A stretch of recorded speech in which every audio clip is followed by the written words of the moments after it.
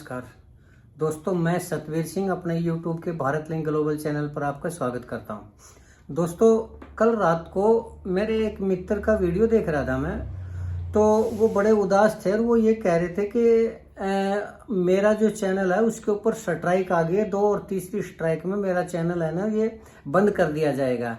और ये जो स्ट्राइक है ये राष्ट्रवादी जो चैनल है उनके ऊपर, और मेरा नहीं, सिर्फ 50 चैनल और हैं जो राष्ट्रवादी व्यक्ति थे, जो राष्ट्र से प्रेम करते थे, देशभक्त आदमी थे, सिर्फ उनके चैनलों को बंद किया जा रहा है, उनके ऊपर स्ट्राइक आ रही है। और ये अंतर्राष्ट्रीय ताकतों का जो है ना ये षड्यंत्र है। तो ये इस तरह की जो वीडियो जब मैंने देखी तो दोस्तों मैं एक चीज समझ में नहीं आ पाया कि वो जो मेरे मित्र हैं, हालांकि उसको चलाने वाले, जो चैनल को चलाने वाले वो मेरे मित्र हैं, बहुत ही गहरे मित्र हैं और मेरी काफ़ी मदद भी करते रहते हैं चैनल के मामले में, टेक्नोलॉजी के मामले में। और मेरा चैनल की शुरुआत भी उन्होंने ही करवाई थी, इसमें कोई दो राय नहीं। लेकिन मैं कई बार उनको देखता हूँ तो वो पता नहीं क्यों, हालांकि मैं खुद जाट हूँ, लेकिन वो जाट कम्युनिटी से इतनी ज़्यादा नफरत करते हैं और इतना ज़्यादा उनके खिलाफ को बोलते हैं, और भी इस तरह के कई हुआ। लेकिन एक चीज़ उनकी खास है कि वो हमेशा मोदी जी की भक्ति करते रहते हैं और एक भी उनके फैसले का विरोध नहीं करते, चाहे वो गलत भी फैसले क्यों ना हो, लेकिन उनकी तारीफ करते रहते हैं। जबकि मैं कई बार जो ना मोदी जी के फैसलों की आलोचना कर देता हूँ, उनके ऊपर उंगली उठा देता हूँ, तो खुद वो भी और दूसरे जो मेरे समर्थक है, जो मेरे व्यूअर्स हैं, जो दर्शक है, वो भी कमेंट करते हैं और मेरे को ये कह देते हैं कि तुम तो इस देश के गद्दार हो, तुम्हें तो पाकिस्तान चला जाना चाहिए, और इस तरह के वो जो बात है वो होती है। तो मैं ये समझ नहीं पा रहा हूँ दोस्तों कि राष्ट्रवाद की परिभाषा क्या है। क्या सिर्फ मोदी के गीत गाना, उनके गलत फैसलों को भी ठीक ठहराना और गोदी मीडिया की तरह गलत सूचनाएं देना, क्या यही राष्ट्रवाद है, यही राष्ट्र प्रेम है? और अगर मोदी कोई गलत फैसला करता है तो क्या उनकी आलोचना नहीं करनी चाहिए? मेरे खुद के चैनल के ऊपर मैं कई बार ऐसे मैसेज आते हैं कि तुम्हें पाकिस्तान चला जाना चाहिए, तुम देशद्रोही आदमी हो। क्योंकि मैं मोदी जी की वो करता हूं। तो मैं 3 उदाहरण आपको बताना चाहूँगा जो मैंने मोदी जी की आलोचना की, लोगों ने मेरी आलोचना की और बहुत बुरी तरह से आलोचना की। अब ये तुरंत के ही बताना चाहूँगा दोस्तों। जब ये ऑपरेशन सिंदूर चला और जिस दिन भारत की फौजों ने उसके ऊपर अटैक किया था, आतंकवादी ठिकानों के ऊपर अटैक किया था, तो मैं चैनल देख रहा था, ये गोदी मीडिया के चैनल है सारे जितने भी है राष्ट्रीय चैनल हैं। तो उसमें एक चैनल ये कह रहा था कि भारत की फौजों ने, भारत की नेवी ने कराची पोर्ट के ऊपर हमला कर दिया है। वास्तव में देखा जाए तो ये तो बहुत अच्छी न्यूज़ थी कि भाई हमारी नेवी इतनी ताकतवर है, और है भी ताकतवर, कि उसने कराची एयरपोर्ट के ऊपर हमला कर दिया। फिर थोड़ी देर में खबर आई कि उसने 60% तबाह कर दिया, कराची एयरपोर्ट को 60% तबाह किया। ये भी एक अच्छी खबर थी भाई, इतनी जल्दी 60%, पर ठीक है, मिसाइलें उसने गिरा दी होंगी और कर दिया होगा। फिर थोड़ी देर बाद खबर दिया कि पूरा का पूरा कराची पोर्ट है, कराची बंदरगाह है, वो बिल्कुल सारा तहस नहस हो चुका है, बर्बाद हो गया, खत्म हो चुका है। ये भी अच्छी बात थी। लेकिन फिर वहां न्यूज आई आगे भारतीय फौज पाकिस्तान में घुस गई और किसी अज्ञात स्थान से घुस गई। तो ये खबर मेरे को हजम नहीं हुई दोस्तों। क्यों? क्योंकि मुझे ये ऐसा लगता ही नहीं था कि भारत की फौज है ना इतनी बड़ी गलती करेंगी कि वो पाकिस्तान के अंदर घुस जाएंगी। क्यों? क्योंकि चाइना तो चाहता है कि भारत ऐसी गलती करे और वो खुल के अपने हथियारों को, अपने ड्रोन को, अपने टैंकों को और अपनी फौज को पाकिस्तान में भेजे और डायरेक्ट लड़ाई हिंदुस्तान के साथ करे। और ये मैं अच्छी तरह जानता हूं कि भारत के अंदर, भारत की फौजों के अंदर न तो इतने हथियार हैं, न इतने फाइटर प्लेन है, न टैंक है, न ड्रोन है, कुछ भी नहीं है कि हम चाइना का मुकाबला कर सकें। चाइना का रक्षा बजट दोस्तों 220 बिलियन डॉलर का है, और भारत का जो रक्षा बजट है वो सिर्फ 70 से लेकर 74 बिलियन डॉलर का है। तो हमारे से 3 गुना, और वो भी आज से नहीं 20 साल से। तो उसकी तैयारी, उसके हथियार और उसका इतना ज्यादा वो है कि भारत चाहकर भी चीन का मुकाबला नहीं कर सकता। और अगर पाकिस्तान में अगर भारतीय फौज घुसी है तो इसका मतलब ये है कि चाइना के साथ युद्ध होगा ही होगा। तो जब मैंने ये और कहीं देखा तो सवेरे तक वो खबर थी वो झूठी निकली। तो मैंने उस वीडियो की चैनल की आलोचना कर दी, वीडियो बना के ना, कि ये तो गलत है, इस तरह की नहीं करनी चाहिए, और मोदी जी को चाहिए कि इस तरह की फर्जी चैनलों को, फर्जी न्यूज़ों को रोक दिया जाए। एक तो ये।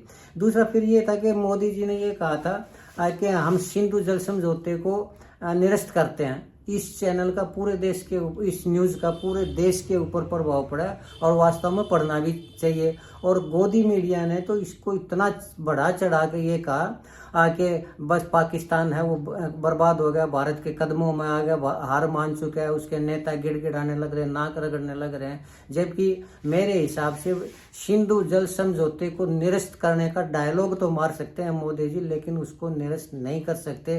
क्यों निरस्त नहीं कर सकते? और ये मैंने वीडियो बनाई थी, इसलिए मैंने कहा था कि निरस्त नहीं कर सकते।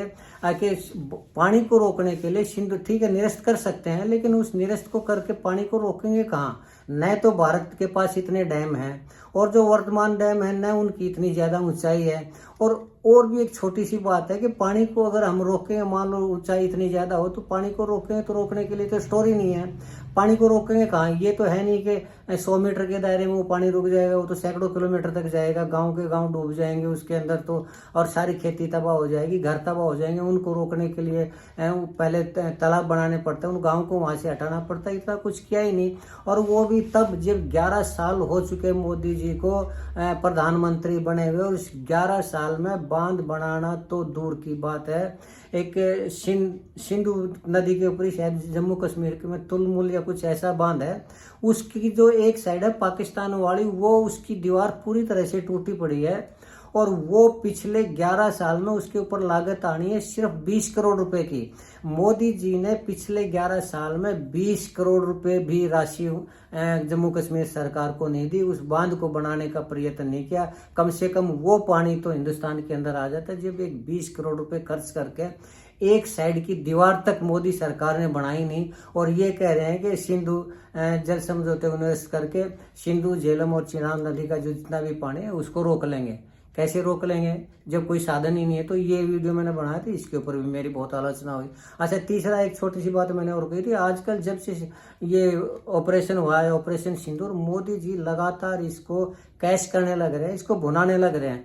और जहाँ भी जाते हैं सिर्फ एक ही गुस्से में वो उठाकर आंखें लाल करके ये कहते हैं मेरी नसों के अंदर गर्म सिंदूर बह रहा है, खून नहीं बह रहा है। तो उसके ऊपर मैंने एक दिन वीडियो बना दी कि अगर इतना ही गर्म सिंदूर नसों में बह रहा है तो मोदी जी उस गर्म सिंदूर में से एक चुटकी अपनी मिसेज की मांग में भी, अपनी पत्नी धर्मपत्नी की मांग में भी डाल देते, तो कम से कम सारी उम्र उसको अकेले में नहीं काटनी पड़ती, अपने भाइयों के घर नहीं रहना पड़ता, अपने पिता के घर नहीं रहना पड़ता। कोई भी औरत, उसकी मान मर्यादा और उसकी ताकत उसके पति से होती है। और अगर उसका पति ही उसके पास नहीं है, उसके साथ नहीं है, तो वो अपने भाइयों के पास, अगर उसके पास कोई भी आजीविका का साधन नहीं है तो कैसे जिंदगी बिताती है वो औरत ही बता सकती है। अगर इतना ही गर्म सिंदूर था तो अपनी पत्नी की मांग में क्यों नहीं डाला था? ये वीडियो बनाई थी।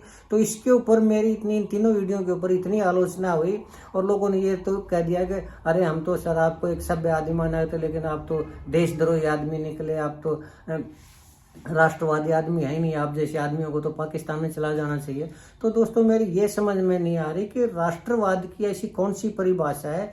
मैं मानता हूं मोदी जी के जो फैसले हैं उनकी मैं तारीफ करता हूं, धारा 370 की मैं आज भी खुले दिल से वो करता हूं। आगे मोदी जी जितना उन्होंने धारा 370 हटाई और कोई भी नहीं हटा सकता था, लेकिन ये तो नहीं कि एक धारा 370 हटाने के बाद और वो कोई गलत फैसला लेंगे ही नहीं।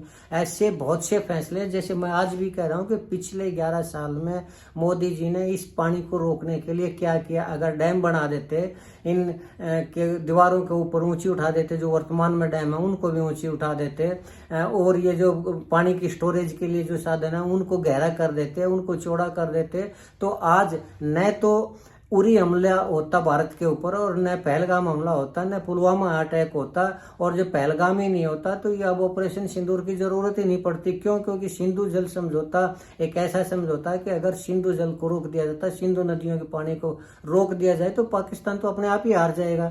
लेकिन जब 11 साल में उस पानी को रोकने के लिए नहीं किया, और आज ऑपरेशन सिंदूर करके ने उसको कैश करने लग रहे हैं, उसके अपने राजनीतिक उसमें सौदे वो करने लग रहे हैं, लोगों के वोट के लिए वो करने लग रहे हैं कि किसी तरह उसको दिखा के न उसको भुना के न वोट हासिल की जाए। क्योंकि पश्चिम बंगाल के अंदर चुनाव है, बिहार के अंदर चुनाव है, तो उसको ऑपरेशन सिंदूर के बहाने वो वोट मांगने लग रहे हैं। ठीक है, राजनीति है, राजनीति में करिए, लेकिन कम से कम जो जरूरी चीज़ है वो तो करिए। कम से कम सिंधु जल समझौते को रोकने के लिए 11 साल में कुछ तो करते, तो मेरे को लगता है कि ये मोदी जी ये जानबूझ के नहीं, मोदी सरकार जानबूझ के ऐसा नहीं कर रही। क्यों? क्योंकि पाकिस्तान अटैक करेगा तो भारत के लोगों की भावनाएं भड़केंगी और वो छोटी मोटी हरकत करके उसको फिर इलेक्शन जीतने में प्रयोग करेंगे।